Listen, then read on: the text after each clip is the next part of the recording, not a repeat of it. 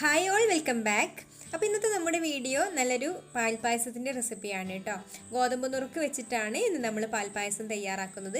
അപ്പോൾ ഗോതമ്പിൻ്റെ ടേസ്റ്റ് ഇല്ലാതെ സാധാരണ നമ്മുടെ പാൽപ്പായസത്തിൻ്റെ അതേ രുചിയിൽ ഗോതമ്പ് നുറുക്ക് വെച്ചിട്ട് നല്ല പാൽപ്പായസം തയ്യാറാക്കിയെടുക്കാം. അപ്പോൾ നമുക്ക് എങ്ങനെയാണ് ഇത് തയ്യാറാക്കുക എന്നുള്ളതൊന്ന് കണ്ടു നോക്കാം. അപ്പോൾ പായസം തയ്യാറാക്കാൻ വേണ്ടിയിട്ട് നമ്മളിവിടെ അരക്കപ്പ് ഗോതമ്പ് നുറുക്കാണ് എടുത്തിട്ടുള്ളത്. ഇത് നന്നായിട്ട് കഴുകി എടുത്തിട്ടുണ്ട് കേട്ടോ. ഒരു 3-4 പ്രാവശ്യം നന്നായിട്ട് കഴുകി എടുത്തിട്ടുള്ള ഗോതമ്പ് നുറുക്കാണിത്. ഇനി ഇത് നമുക്ക് ഒന്ന് വേവിച്ചെടുക്കണം. അപ്പോൾ പെട്ടെന്ന് വെന്ത് കിട്ടാൻ വേണ്ടിയിട്ട് നമുക്കിത് കുക്കറിൽ വേവിച്ചെടുക്കാം. അപ്പോൾ നമുക്ക് കഴുകിയെടുത്തിട്ടുള്ള ഗോതമ്പ് നുറുക്കിനെ ഈ കുക്കറിലേക്ക് ഇട്ട് കൊടുക്കാം.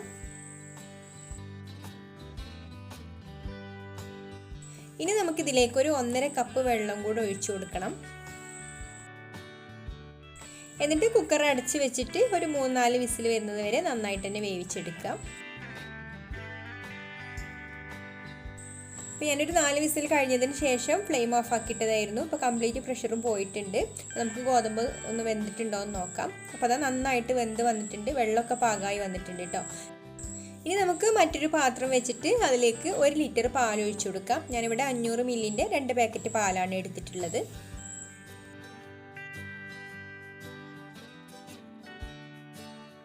ഇനി നമുക്ക് ഈ പാലൊന്ന് തിളപ്പിച്ചെടുക്കണം. അപ്പോൾ സ്റ്റൗ ഓൺ ചെയ്തിട്ട് പാൽ വെച്ചിട്ട് ഒന്ന് ഇളക്കി കൊടുക്കുക. അപ്പോൾ ഇത് നന്നായിട്ടൊന്ന് തിളച്ച് വരട്ടെ.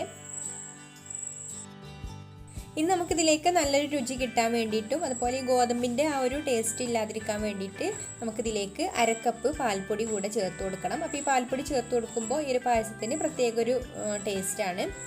അപ്പോൾ ഇത് നമുക്കൊന്ന് ആദ്യം കുറച്ച് ചൂടുവെള്ളത്തിലൊന്ന് മിക്സ് ചെയ്തെടുക്കാം. ഒട്ടും കട്ടയില്ലാതെ ഒന്ന് കലക്കിയെടുക്കണം. അപ്പോൾ ഞാനിവിടെ ഒരു ബൗളിലേക്ക് ഈ പാൽപ്പൊടി ഇട്ട് കൊടുത്തിട്ടുണ്ട്, 1/2 കപ്പ് പാൽപ്പൊടി.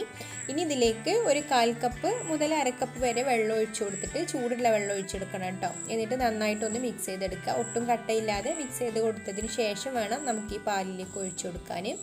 ഇപ്പോൾ പാൽ ഏകദേശം ചൂടായി വന്നിട്ടുണ്ട് കേട്ടോ.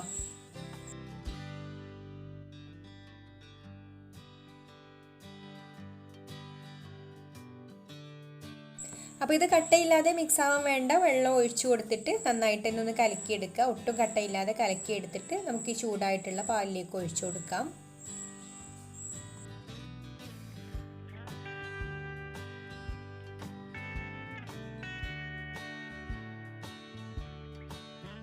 ഇനി ഇതൊന്ന് നന്നായിട്ട് തിളച്ച് വരണം കേട്ടോ. ഇപ്പോൾ പാലിവിടെ നന്നായിട്ട് തിളച്ച് വന്നിട്ടുണ്ട്. ഇനി നമുക്കിതിലേക്ക് ഗോതമ്പ് ചേർത്ത് കൊടുക്കണം. അപ്പോൾ ഗോതമ്പ് നമ്മൾ വേവിച്ച് വെച്ച ഗോതമ്പ് ഒട്ടും വെള്ളമില്ലാതെ ഇരിക്കുകയാണ്. അപ്പോൾ ഇത് നേരിട്ട് ഇതിലേക്ക് ചേർത്ത് കൊടുത്താൽ പിന്നെ അത് ഉടഞ്ഞ് കിട്ടാൻ കുറച്ച് പ്രയാസമായിരിക്കും. അപ്പോൾ നമ്മൾ ആദ്യം ഇതിലേക്ക് നമ്മൾ തിളപ്പിച്ചെടുത്തിട്ടുള്ള പാല് കുറച്ച് ഒഴിച്ചു കൊടുത്തിട്ട് ഇതുപോലെ ഒന്ന് നന്നായിട്ട് കട്ടയൊക്കെ ഒന്ന് ഉടച്ച് മിക്സ് ചെയ്തെടുക്കുക. എന്നിട്ട് നമുക്ക് ഈ ഒരു പാലിലേക്ക് ഫുള്ളായിട്ട് ചേർത്ത് കൊടുക്കാം.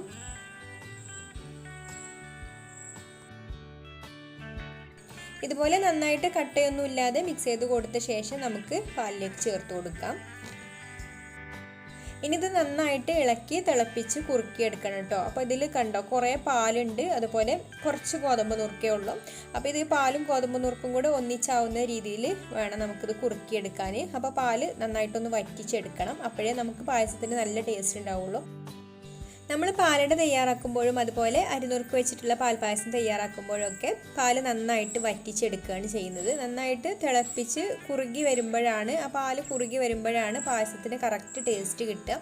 അപ്പോൾ ഇതും നമുക്ക് അതുപോലെ തന്നെ പാല് വറ്റിച്ചെടുക്കണം. എന്നാലേ നമുക്ക് പാൽപ്പായസത്തിൻ്റെ ആ ഒരു രുചി കിട്ടുള്ളൂ.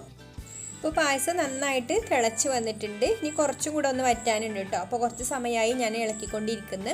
അപ്പോൾ ഇതുപോലെ ഇളക്കി ഈ പാല് കുറുകി വരുമ്പോഴാണ് അതിൻ്റെ ടേസ്റ്റ് കിട്ടുള്ളൂ കേട്ടോ. അല്ലെങ്കിൽ നമ്മുടെ സാധാരണ ഒരു ഗോതമ്പ് പായസത്തിൻ്റെ ടേസ്റ്റ് ഇതിന് കിട്ടുള്ളൂ. അപ്പോൾ ഒന്നും കൂടി ഇത് വറ്റി വരാനുണ്ട്. ഇപ്പോൾ പാലൊക്കെ വറ്റി പായസം ഇവിടെ പാകമായി വന്നിട്ടുണ്ട്. ഇനി നമുക്ക് ഫ്ലെയിം ഓഫ് ആക്കാം. എന്നിട്ട് നമുക്കിതിലേക്ക് പഞ്ചസാരയും ഏലക്കായും കൂടെ പൊടിച്ചെടുത്തത് ഈ ചൂടോട് കൂടി തന്നെ ചേർത്ത് കൊടുക്കാം. അല്ലെങ്കിൽ ഏലക്കാപ്പൊടിയും പഞ്ചസാരയും ചേർത്താൽ മതി. അപ്പോൾ ഞാനിവിടെ രണ്ടും കൂടെ കൂട്ടിയിട്ട് പൊടിച്ചെടുത്തിട്ടുള്ളതാണ്. ഇനി നന്നായിട്ടൊന്ന് മിക്സ് ചെയ്ത് കൊടുക്കുക. പിന്നെ മധുരം ഒന്ന് ബാലൻസ് ചെയ്യാൻ വേണ്ടിയിട്ട് ഒരു 1/4 ടീസ്പൂൺ ഉപ്പും കൂടെ ചേർത്ത് കൊടുത്തിട്ട് നന്നായിട്ടൊന്ന് ഇളക്കി കൊടുക്കുക.